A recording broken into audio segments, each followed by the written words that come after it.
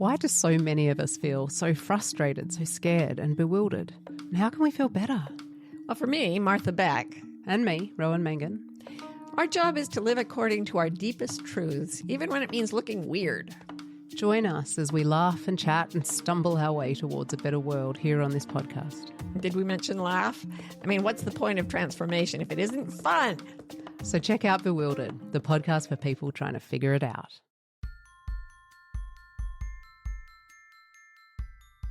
Do you ever feel trapped by the expectations of who everyone else wants you to be?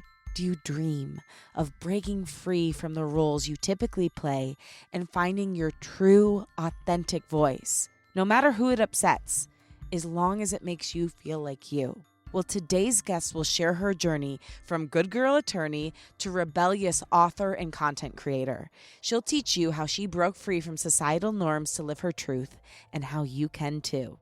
Welcome to Unleash Your Inner Creative with Lauren LaGrasso. I'm Lauren LaGrasso. I'm a Webby Award-winning podcast host and producer, singer-songwriter, public speaker, and creative coach. And this show sits at the intersection of creativity, mental health, self-development, and spirituality. It is meant to give you tools to love, trust, and know yourself enough to claim your right to creativity and pursue whatever it is that's on your heart. Today's guest is my friend, Leigh Esposito. Leigh is an author, content creator, tarot reader, and leader in the Italian-American community. She's a former litigator and double Ivy League graduate. She's best known for her incredible work as a content creator, where she talks all about Italian and Sicilian culture, creativity, and life in general, and for her incredible novel, The Godmother, which is a must-read. This isn't Leigh's first rodeo on Unleash. I first had her on a little bit over a year ago, and I wanted to have her on once again because she continues to embody the spirit of creative authenticity. And honestly, I just love talking with her, and I'm always inspired by her. I love that Leigh is not afraid to be her full self or ruffle a few feathers, and I need to learn how to ruffle more feathers. If you do too, this episode is kind of Releasing the Fear of Ruffling Feathers 101 course. From today's chat, you'll learn how to harness vulnerability as your secret creative superpower, Leigh's personal formula for staying creatively energized even when life gets chaotic, how to move past the fear of pissing people off, how to navigate the complexities of your generational trauma and your generational gifts, and much more. Okay, now here she is, Leigh Esposito.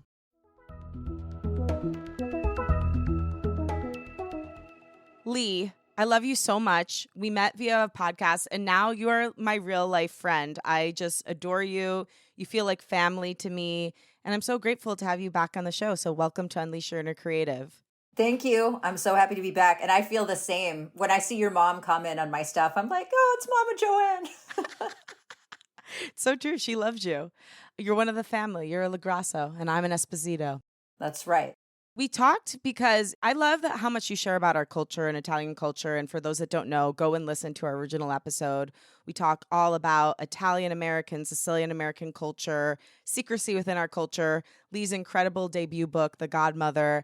And there's just so much there. So do that as your precursor and then come back to us. But you've also recently been sharing about creativity and the creative process and like just being out in the world and being bold and finding your authentic voice. And so I'm curious, first of all, you've always just shared from an authentic point of view, but like, how did you start shifting from mostly Italian only content to now I'm going to share this wider breadth of information? It's a good question. I think when I started my Instagram journey and you and I first connected over a year ago, I think. Yeah. I mean, it could have been 2 years. I think it was at least a year, maybe a year and a half. It's a joyful haze. It feels like I've known you forever. Same. But, I started out, I wrote a novel that takes place in Sicily. I was really passionate about reconnecting with my culture. And I think my Instagram really affirmed my own journey to discover what the culture was that I had lost through my family's assimilation, that I was finding again, rediscovering what their culture would have been at the time that they immigrated to America, and also discovering what Italy is today. Now, I've been spending about 4.5 years in this place of heavy immersion into the Italian and Italian-American culture. What issues are triggering to Italians? They love to come on my account, tell me what triggers them. What issues Italian-Americans really care about.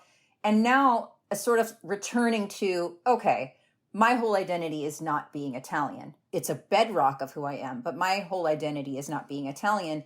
And I can't continue to show up on Instagram and talk about only one thing. That's just not how I am. I'm a Sagittarius, okay? We cannot just do one thing. So then I start talking about other things that interest me. And the creative process is also one of the things that brought me to Instagram. Authenticity, having the balls to do stuff, which is hard. Very hard. The show wouldn't exist if it was so easy. Yeah. I love that. I mean, I do want to take a sidestep for a minute, and I want to get back to you taking this incredible leap because it's so powerful and good for my listeners to hear. Just for anyone that doesn't know, who isn't on Italian Instagram and Italian TikTok and all the other places, Italians in Italy, a very select group, are very disturbed over the fact that we are here in America or in Canada or wherever Italians happen to have immigrated to, are proud of our Italian heritage and call ourselves Italian.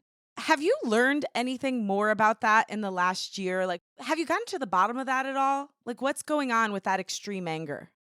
It's not only Italians. There's a lot of European colonial countries. I have a friend who's Dutch who says this happens to her too. But I think it's particularly strong with Italians because Italy is a country that is losing its population. Its diaspora is going to overcome its population. And the people who were born and raised in Italy don't have the same viewpoints as Italian Americans, Italian Australians. They've grown up, there's a different ethos, they're brushing shoulders with more of a monoculture. Of course, I'm going to have people saying, oh, but there's so much diversity in Italy. Okay, yes, but it's still a Catholic country. You don't have the same diversity that we have in these other diaspora countries. And so they look at us and they say that you don't represent us. Stop overwhelming us. Like you're drowning out our voice, especially Americans, because America being the seat of entertainment, which spreads our ethos around the world, and a lot of countries find overwhelming. I think there's also some stuff about our ancestors tended to have immigrated to America before World War II and have fought on the right side of World War II. We were the ones who shouldn't have succeeded. We were Southern Italian, the poorest of the poor to even want to go. And yet we came here and we are leading podcasts and writing songs, writing books, being senators, being the first lady. I think there's a bunch of stuff wrapped up in it. And I also think that Americans of Italian descent are the most triggering in the same way that Americans are the most triggering. Yeah, exactly. I guess I can make some sense out of it, having been born and raised in Michigan, and then I live now in California. And if I have children, they are going to be raised with a lot of Midwest values. And they will be, I think, in their soul, Midwesterners. But if they went around saying, I'm a Michigander, I can see some people from Michigan being like, wait, what? No, you're not. You were born and raised in Southern California. But they still are Michigan. It's a really interesting thing. I've kind of come to think that maybe Italian people in Italy think of it that way. Italian American, you can think of Italian as a modifier to the noun American. And we use Italian as a shorthand because we are in America. So within America, obviously we're American, we're Italian. So people view us as Italians here. I don't want to claim that I was born in Italy. No offense. I like where I was born. I love being an Italian American. I'm not trying to pretend I was born in Italy. Don't want to be. Love where I was born. Appreciate it. But when you're in an American context, we're sitting here, we're referring to ourselves as Italian American, or when we're describing ourselves to the world, we're Italian Americans. The difference is Italians view, if you're going to identify as Italian, if you're going to say that word, you have to be born and raised in Italy and a citizen of Italy. They don't get citizenship by birth. And that's another thing. They have a very fraught citizenship policy right now where people who have lived there and are born there but aren't Italian genetically, maybe came from North Africa, are having a hard time getting citizenship wrongly. I think there should have citizenship by birth like America does as well, especially when the country's getting so small. Italy is not a country that planned for people to come to it. Their immigration laws contemplate people leaving and trying to retain some of those people who left and generally not being invaded. But they are being invaded and they are being tasked and they have not fully risen to the challenge here yet of becoming a country like America, where it's like, okay, everybody's not going to look the same way. Some people are electing to come here and want to be part of the culture, but they are from a North African culture or from a Middle Eastern culture, and they have to deal with that. You're so smart, Leigh. Honestly, we could have a whole podcast about this. We have to move on because I want to get to the topic. And speaking of how smart you are, you did this Instagram post where you talk about credentials and why we're obsessed with having the right credentials, being experts. And I wonder if you could talk a little bit about that, because there's a lot there for a lot of people listening. Yeah, it's funny because my first career after college was as an attorney. I was a lawyer, and obviously credentials matter. They largely matter if you're going to be an attorney. There is a way to become an attorney in some jurisdictions by doing an apprenticeship. It's kind of an archaic way of becoming an attorney. You can technically do that. Barely anybody does. I think Kim Kardashian is working on that. She can let us know how that worked out. But bless her.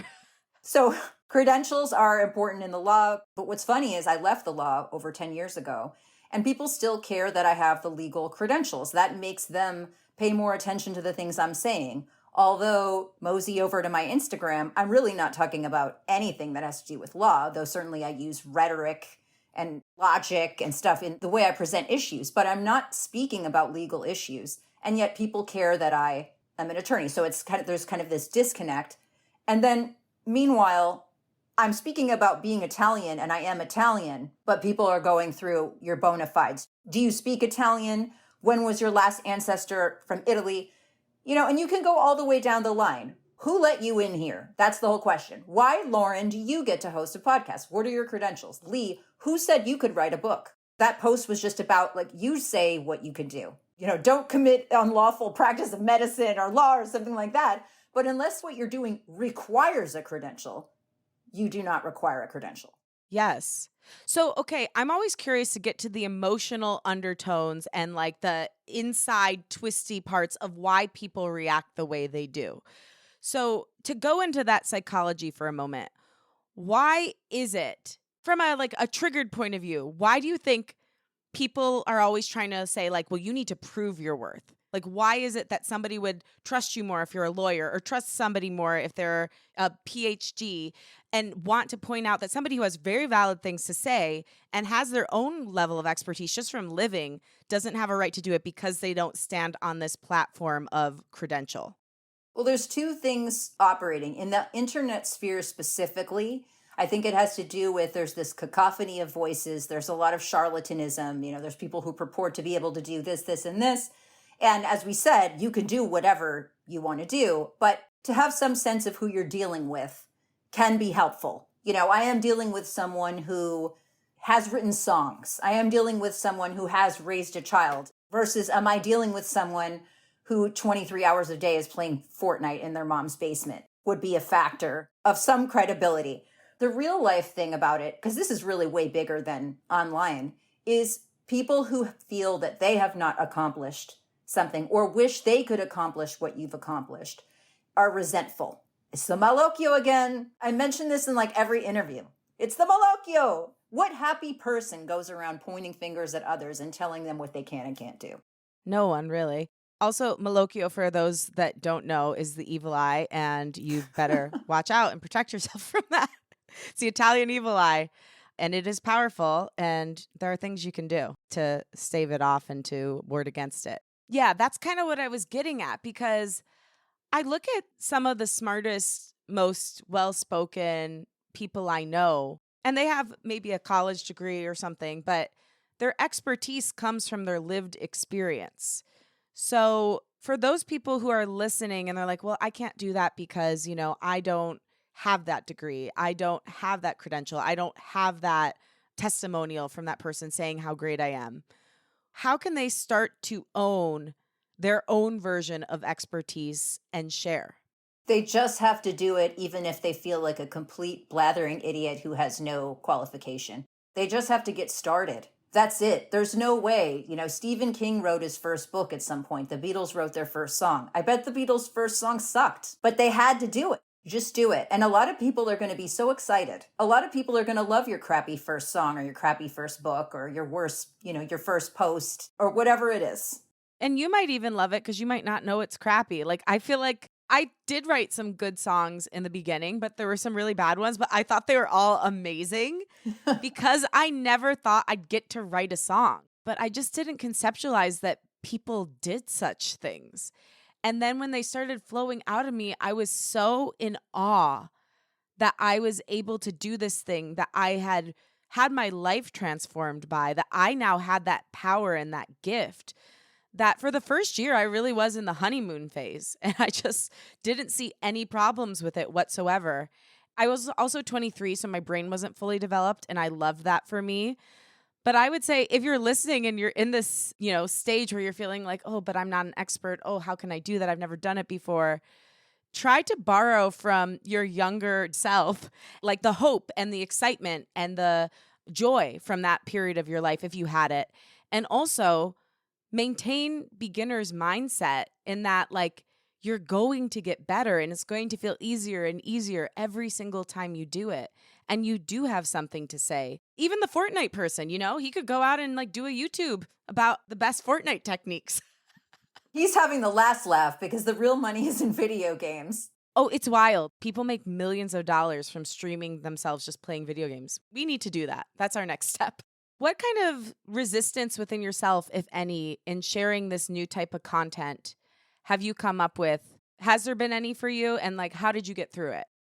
I think the hardest thing for me is to put out content that I know will be really strong, but is less likely to go viral.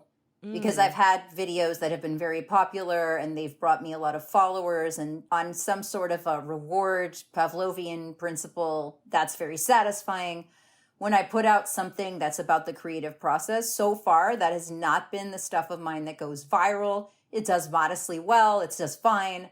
But when I put one of those out, as opposed to when I say something very provocative and everybody gets in the comments section and starts going after each other, it's really pushing past a need for a more superficial metric of success. Because what are we here for? We're here to like see ourselves in a little video. Not really. I mean, we're here because we're passionate about talking to people about issues and writing songs and writing books and coaching people, and Instagram and all of this feeds into that, but it's not the point. I mean, I'm not trying to be a TV star. If I'm putting out content that's going to reach people who are relevant to me, people who buy books, people who want to have coaching experiences and tarot experiences, who want to watch a YouTube channel about a woman's journey to write a novel in Sicily, all this type of stuff, that's more important than getting 2 million people to see the video. That's the only resistance I've had. I've also come to understand people are following me not necessarily because I talk about being Italian. That's what brought them in, but they tend to either like or some percentage hates my personality. I like it so much. The video I think of yours from the past year the most is the coughing video with your son. So Leigh put out a video and she's like, there's a reason why everybody out there has been getting sick. It's the child in your house. And then she did all these slow motion shots of her son hacking his lung out, like not even covering his mouth. And then it cut back to her like doing the warning about what it's like to have a child that's constantly sick and making you sick. And I just love that because it was so relatable and it so showed your sense of humor and creativity. Like I sent it to like 5 friends. I watched it over and over and over again. That's true with podcasting. That's true with anything. People come back week after week because they like the host, because they like the personality, because they feel a kinship to your point of view. And what I wish for all of us is to find in our own ways to make money and or express ourselves creatively that just require us to only be ourselves, like our authentic selves. Amen. That's the dream. That is the dream. This other thing you talk about in some of the creative content you've shared is the fear of pissing people off, how to get over it and even embrace it. Can you share how you came to learn about that and get where you are today, where you actually embrace it versus hiding away from it? Absolutely. I'm happy to share that when I started my Instagram journey, I had about 600 followers. And I posted, maybe once a month. And so what kind of pushback can you get? A picture once a month, once every 6 weeks. A few friends like it and write little hearts and little fire symbols depending on the picture, and that's it. you start to put out content, and it's like entering it's like entering the Autobahn in a little jalopy. You get out there with your first content and you're on the Instagram Autobahn or whatever it is, TikTok, whatever it would be. And all of a sudden you're catching a lot of flack. There's a lot of people throwing stuff at you. And at first, how it landed for me is, oh my God, so-and-so said I have a giant forehead. Oh my gosh, so-and-so said that I have so much Botox. Somebody said that I pronounce words so horrifically that they wish I wouldn't speak in any language. And at first it's like this dark Garden of Gethsemane, like, what? Should I even be here? Like kind of thing that you do. And then you just shake it off, and you do it in stages too. It's not like, oh, shake it off and then it's perfect. You have to keep kind of shedding that skin until you get to the place of saying, I love myself and I love what I have to offer. And I love these people who meet me out there and want what I have to offer and are sharing in turn. And because of them and the pleasure that I get of interacting with them and sharing, I am willing to take people being infuriated that I would describe myself as Italian or whatever triggering thing I might be doing. And that's it. So what is the process of shedding? You said it happens in layers. Did you do it thoughtfully, or did it kind of just occur?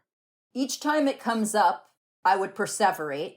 So-and-so said this. I would stew over it and try to respond to the comments. My response technique in the beginning, I would be very diplomatic. I think my training as an attorney, I'm reticent to do what many people apparently feel comfortable doing, which is writing horrible things that will remain for all to see. I feel that was the first law my mom taught me. Never put anything in writing. Don't put it in writing. And so I would write these very diplomatic responses, and my responses have gotten more cutting over time, and I've learned to not respond a lot. And I can share a resource that I'm using right now that I'm really excited about. Yes, please. It's a constant shedding. It's like there was this video that was kind of going around about 12 years ago with these kind of Christian people doing this dance to a song called The Renewed Mind. Did you see it? Like they're doing this really funny, like nerdy choreography. It's kind of like an early 90s. The renewed mind is the key. And they're talking about how to keep renewing your mind in Christ. Oh. That's what it's like. You have to keep renewing your mind, and it comes up again. It keeps coming up. Do I really want to keep doing this? Do I really want people to say that they wish I would die, which like some people will say stuff like, Oh my gosh. I know. It's just wild to me, like what people feel not only entitled, but like they even have that thought. I can't believe a thought like that would come through someone's mind. I feel like we're living in different worlds and universes. It's the car and driver effect of I'm sitting here behind a screen and this person isn't real. I'm just going to say this thing that I would never say to their face and that I really don't even mean. People are just reacting, they're lashing out. And then, of course, we have to, we care about mental health. I certainly am a consumer of mental health services. And there are many people who, should be consumers of mental health services that aren't. And they're just kind of acting out whatever passes through their mind without any pause. Totally. You said there's a resource that you use. What is it? I just started using an app called Opal. Ooh. I'm really excited about this. They're not giving me any money. They should be. I'm preaching the gospel of Opal because what it does is if you put it in deep focus mode and you select the apps that you want to be cut out of, it will cut you out of those apps you cannot get back in. And so what I've been doing is after I post, maybe respond to some comments, I block myself from Instagram for like 5 hours. And I can't get in. I can't see what people are saying. And by the time I get back in, I can respond to some friends, but I don't need to be responding to everything. You don't need to stare at every comment someone makes. You should not. Okay. Opal, we can't wait for all the funding you're going to bring for all this free Opal, advertisement. The new sponsor. Yes. Two Lives. Stories of people who have faced darkness and how those moments transformed them. He called 911, and that's when I had my cardiac arrest. I was clinically dead for 24 minutes. We all have two lives. The second begins the moment we realize we have only one. When I woke up in the ICU, and I'm completely dependent on machines and people, my whole worldview just shifted. Like being born into this totally different life where none of the rules are what I thought they were. I'm your host, Laurel Morales. I'm a longtime public radio reporter with a couple Two Lives stories of my own. Every other week, I bring you an incredible story of someone who chose to flip the script, to pull themselves out of the darkness and transform. I personally feel drawn to these stories because they've unlocked the mysteries of how I overcome my own darkness. 2 Lives, new episodes, every other Tuesday. Okay, so I wanted to share something with you that happened recently to me. I have not often in my life gone viral because I don't think I say that many controversial things, but I'm starting to, even though I don't think they're controversial, I'm just like sharing things about creativity, the creative process, continuing to pursue your dreams, and a select amount of people seem to be triggered by it. And Threads, which, by the way, if you're listening and you're not on Threads, get on there because I feel like it's one of the few places you can actually grow right now on social media. But Threads has been a place where I've been kind of testing the waters. And I shared this thread about how to create like a rich person. It went kind of viral. It got like 100,000 views. And at first it was just like slow. It was like, oh, only 4 people liked it. I feel like this was so good. I spent so much time on it. I guess it was a waste of time. And then it started blowing up. And I found this interesting thing happening inside of me where I'm so used to being in control because my content, it's decently seen, but it's not like this huge thing. Like I know a lot of my community. I know a lot of the people that are commenting, not like personally, but just like because they're continually engaged with my stuff. And when it started going wider than what I could control, I felt myself wanting to pull it back in. This thing in me happened where I was like, well, wait. It's gone so far. Like, I don't know. I don't feel like I can like bring it back in and like hold it close to me anymore. So that was an interesting thing, number one. And I'm curious to hear your response to that. And then I've got more thoughts. Yeah, my response is I can totally relate to that. I did a reel, my most viral reel had 4.4 million people watched me do a random reel where I said that one of my passions is thinking about what I'm eating for dinner starting first thing in the morning. 4.4 million people saw me say that, and it's continuing to roll in. But that very well could have been seen by only 10,000 people.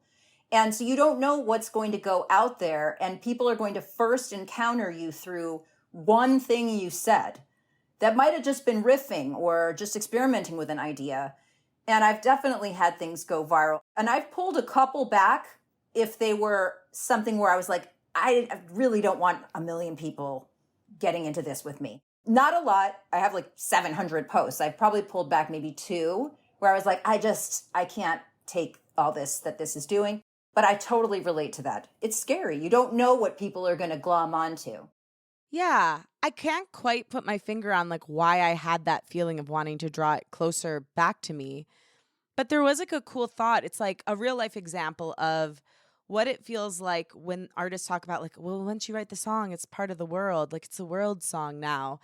And it's like a very visual example of, oh, this is not about me anymore. Like people are taking it and doing what they want to do with it. And I stand by everything I said in it. So I don't feel like I want to delete anything, but it was like a really interesting feeling in my body that is like, well, I can't control this anymore.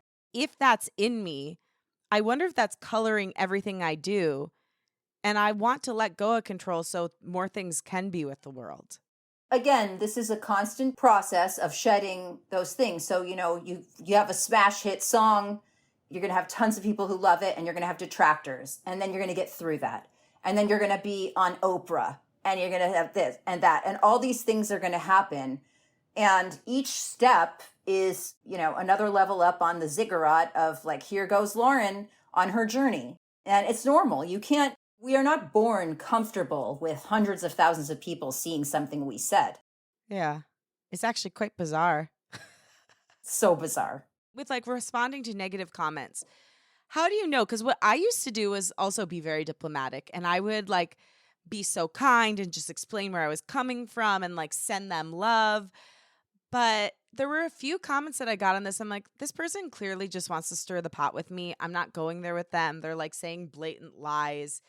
It's fine. I'm just going to leave it alone.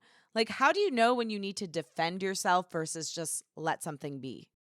When I see a comment that's really standing out to me as generally egregious, I will respond to it to have on record a response to all of the energy that's going to aggregate there. Because there'll be certain objections to anything you say, and it shows up under different Instagram handles. but it's people that all have the same critique.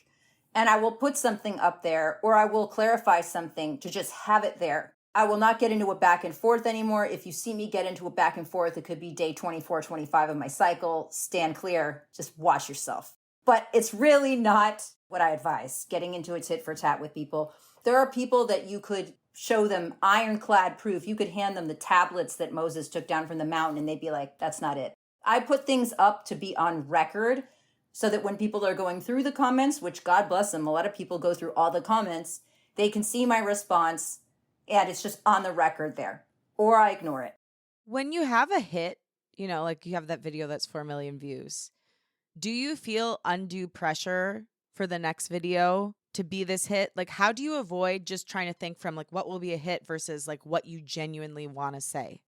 It's a great question. I think right after the hit, you're excited and you're on fire and you feel like you're going to get more stuff like that and you're kind of in that mode. And I don't know how the algorithm works, but you'll tend to get some other fairly high performing stuff around that time because Instagram gets excited and it thinks, this person's producing something that people like, so we're going to promote it. But then for me, it just sort of evens out again. I don't want to have a series of videos talking about, what I'm going to have for dinner. I mean, it was cute. It was funny. It's really the way I think. I loved that one so much. It's just so true. I do wake up in the morning. I'm thinking about it right now. I'm starving, honestly. I am too. I'm so hungry. We should just eat for the rest of the time. Unleashing your creativity and eating. Well, it's true though, because like admitting to your hunger, like these things are all connected. Like admitting to your hunger, admitting to your desire, admitting to your like full like life force energy and ability to create, they're all one. And I think there's so much deconditioning that needs to happen as a woman to admit how hungry you are for life. Yes. A lot of people, there's different voices with regard to hunger. I am the person among my friends where my friends literally say, Leigh, I can't even think about dinner right now. I'm just repeating what I said in the video because this is my true message. I don't understand what you mean. You are not expected to be hungry now. Think in advance of you in the future. What is she going to want? We care about her. What do we have to look forward to if we don't know what our dinner will be? Oh, my father said the other day, which was a lie. He said, I don't live to eat. I eat to live. And I was like, A, you're lying. And B, I don't relate to that. It's all about food for me. Like my whole life, all the things I want to accomplish, it's like, so I can go to better restaurants. Yeah, seriously. And have the best olive oil. Oh my gosh, the dream. When you're coaching someone and they're working on all these things we're talking about, especially on finding their authentic voice and not being afraid, because I think fear being in the driver's seat of our lives is such a big thing that holds people back from expressing themselves in creativity. Like if someone's listening right now and they find themselves in that position, where do you start with them to orient them onto how they find and start to find their voice and share it? I have a belief that action defeats anxiety. So you just take a step. I start to get them into practicalities. I start to ground them because they're kind of up here. They're in the astral chakra. They're off here with what could happen and what everyone's going to think. And they need to get down into the roots and the nuts and bolts of like, okay, what did you like doing when you were a kid? What is it you're really thinking about right now? So many people have so many talents.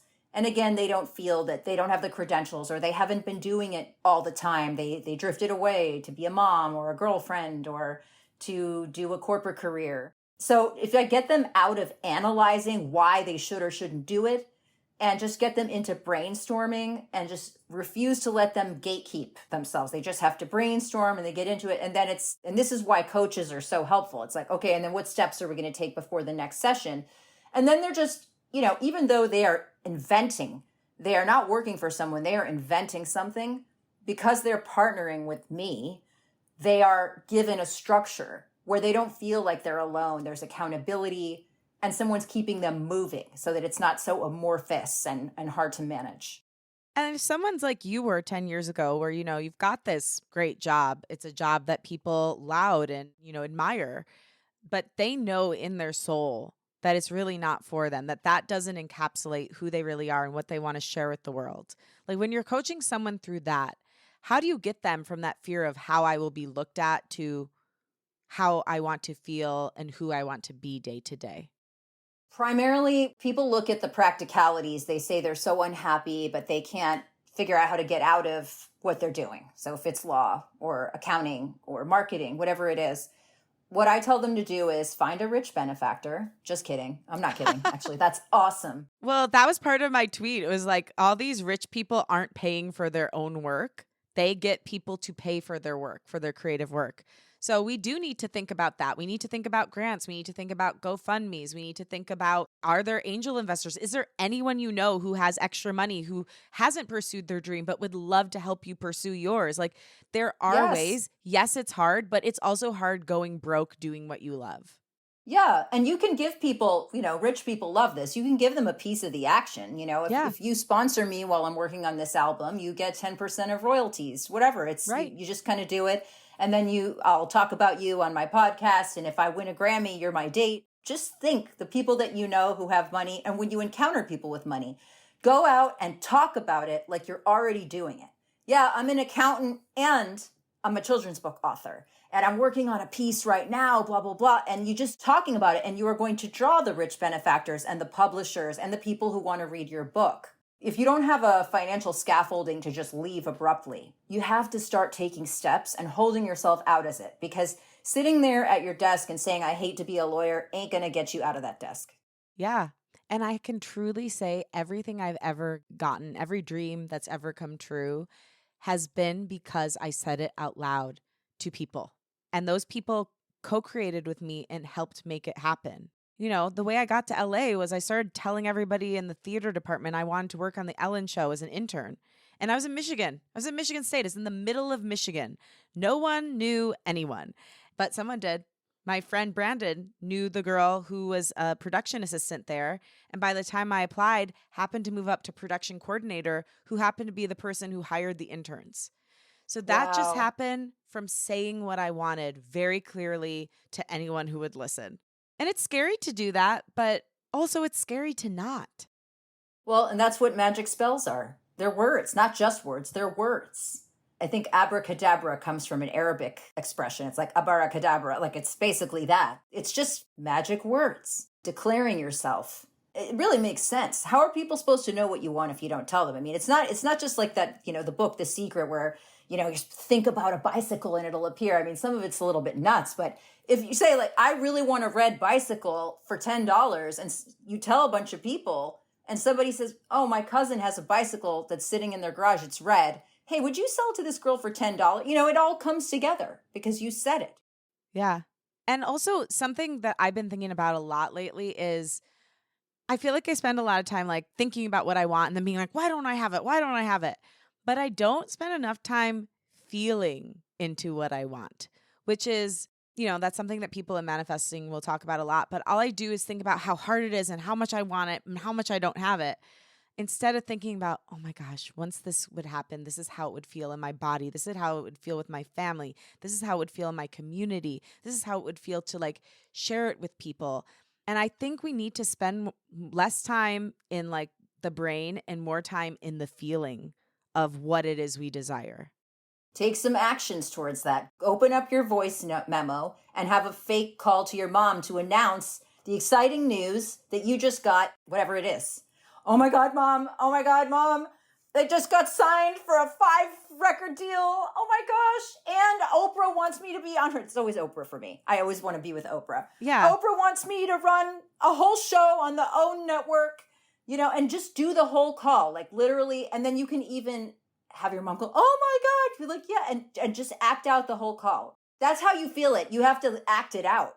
Anytime I've done that, it works because God bless it. If nothing else, you feel so amazing for the day or the time that you're doing it. You're like, wow, I'm walking on air. My dreams are coming true.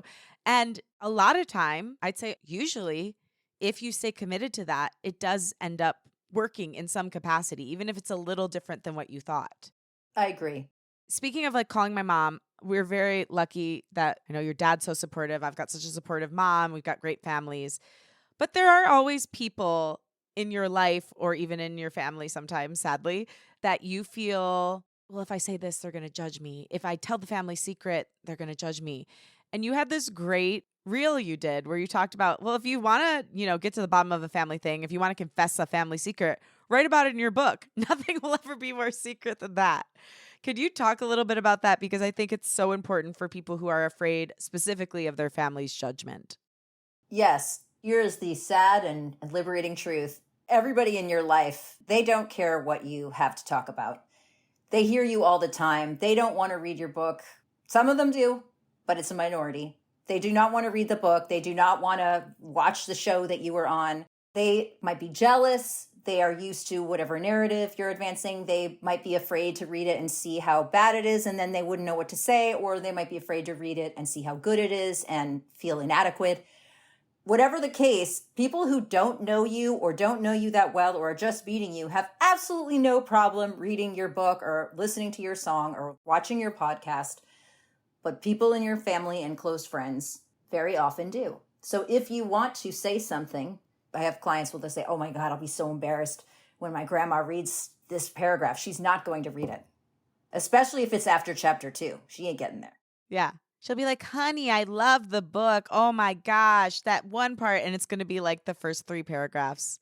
That's how you can always tell somebody hasn't read something or listened to something when they only remark about something at the very beginning. Oh, I have people say, oh, did the godmother end up with that guy? What guy? There's no guy in the book. There's one paragraph where the godmother sees a hot guy. That's it. So they must have flipped through and found that paragraph. Yeah, because that was what they focused on. Yeah. It's hard to admit that you haven't read someone's book. So it's like, and it takes a while to read, and everybody's not a reader, or there's such a buildup of content coming at people. So whether it be an album, a song, a movie, a show, a musical review, a book, people have so much coming at them that there's a lot of resistance. And then family can be challenging. Maybe it's especially Italian families.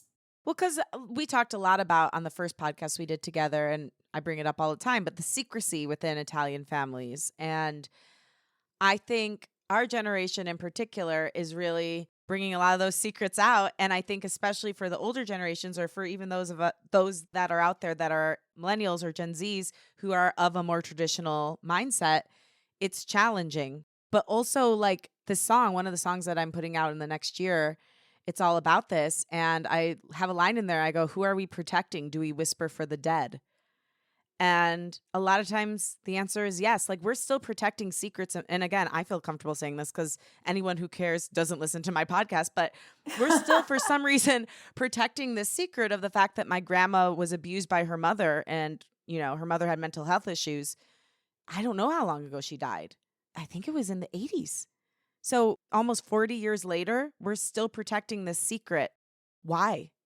There's definitely an omertà. You know, we're both Southern Italian. We have Sicilian heritage. There's the omertà. There's the don't tell anyone your business, whether good or bad.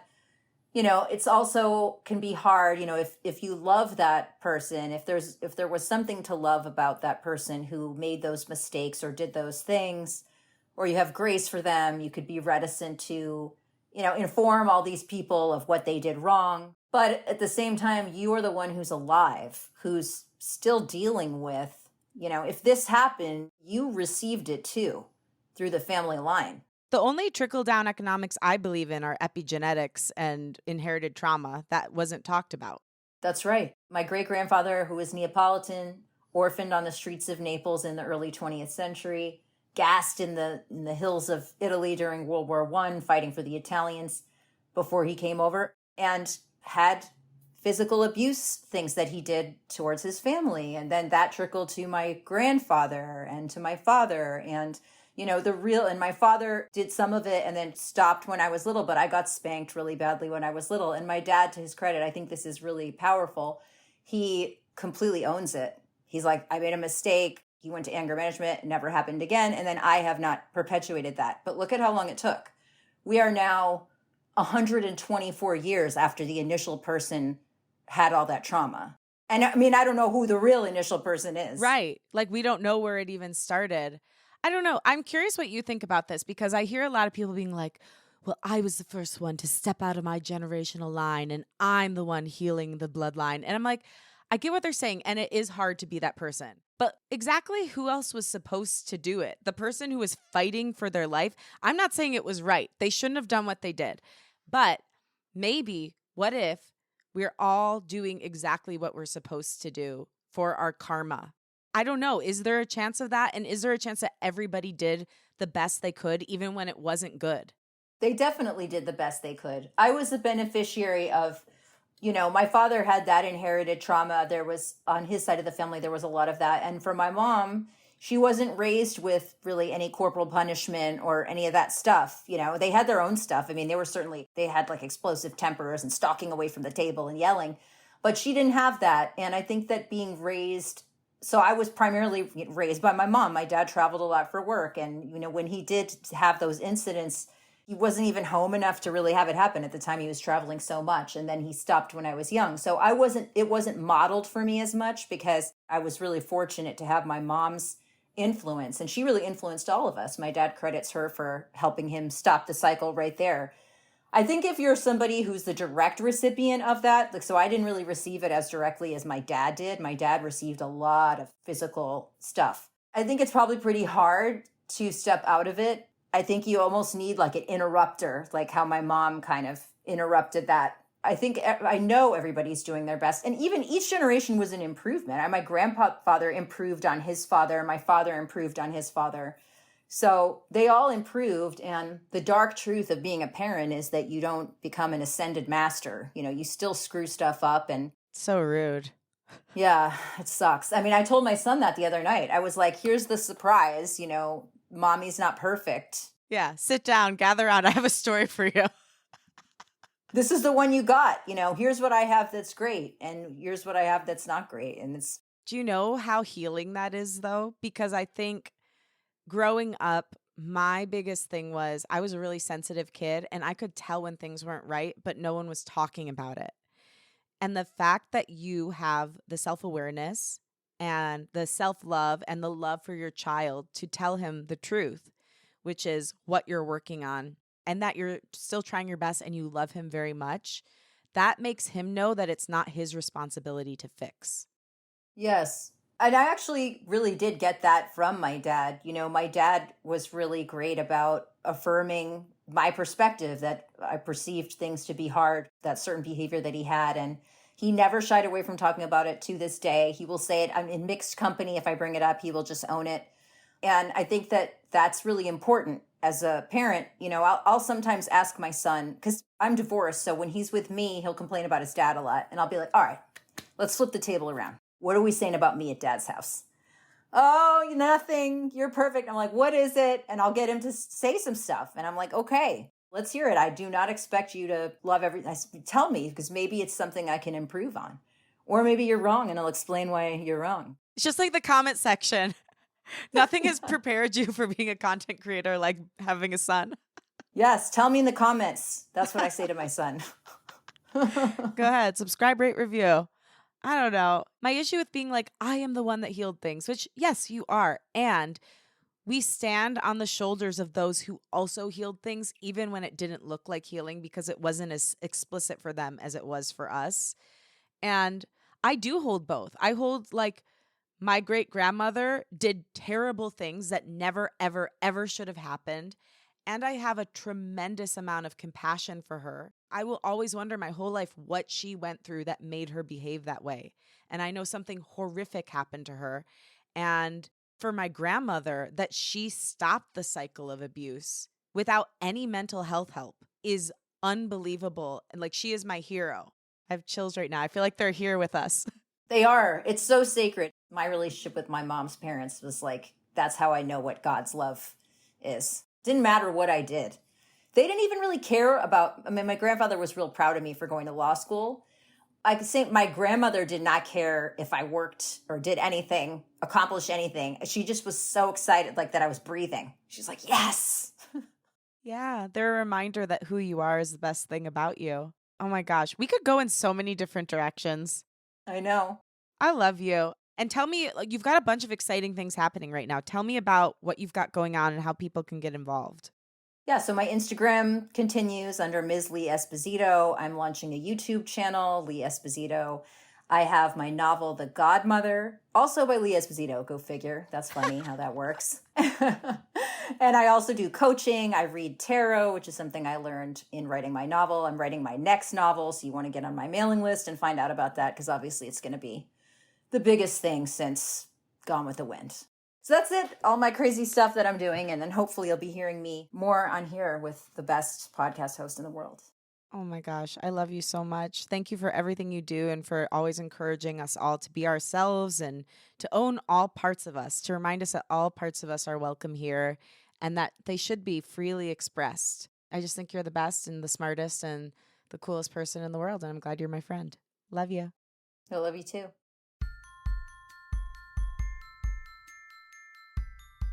Thank you for listening, and thanks to my guest, Leigh Esposito. For more info on Leigh, follow her at Ms. Leigh Esposito and visit her website, leighesposito.com. Thanks to Rachel Fulton for producing this episode. Follow her at Rachel M. Fulton. Thanks to Liz Full for the show's theme music. Follow her at Liz Full. And again, thank you. If you like what you heard today, remember to rate, review, and follow the show on Apple Podcasts, Spotify, or wherever you get your podcasts. Share the show with a friend and post about it on social media. Tag me at Lauren Lagrasso and at Unleash Your Inner Creative, and I will repost to share my gratitude. Also tag the guest at Miss Leigh Esposito so she can share as well. My wish for you this week is that you find the courage to share your most authentic self and story, no matter how vulnerable it might be or who might see it. Embrace the power of your unique voice and let it transform and inspire the world. I love and believe in you. I'll talk with you next week.